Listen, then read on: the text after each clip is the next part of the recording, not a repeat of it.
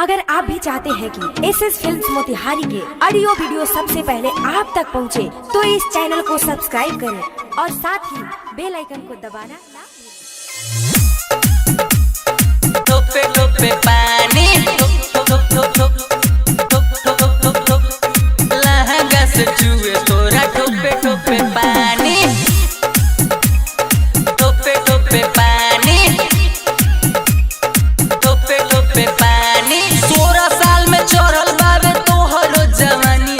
16 साल में चढ़ल बावे तोहरो जवानी लहंगा से चुए तोरा ठोपे ठोपे पानी लहंगा से चुए तोरा ठोपे ठोपे पानी ठोपे ठोपे पानी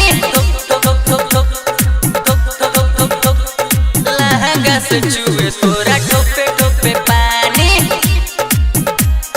ठोपे ठोपे पानी दिन पर दिन तोर बढ़ल जाता चोलिया के बम रे देखिए के डोल जाता लइकन के मन रे लइकन के मन ये छौरी दिन पर दिन तोर बढ़ल जाता चोलिया के बम रे देखिए के डोल जाता लइकन के मन रे देख के तो के बुढ़वो कहे चल न खरियानी देख के तो के बुढ़वो कहे चल न खरियानी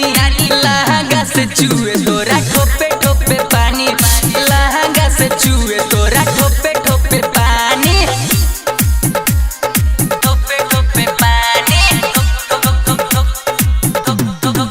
लहंगा से चुए तोरा ठोपे ठोपे पानी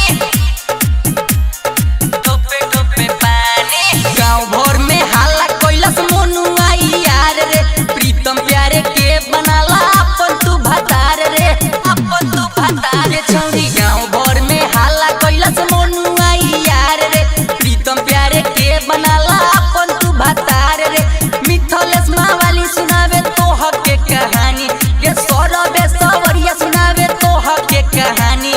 लहंगा से चुए तोरा ठोपे ठोपे पानी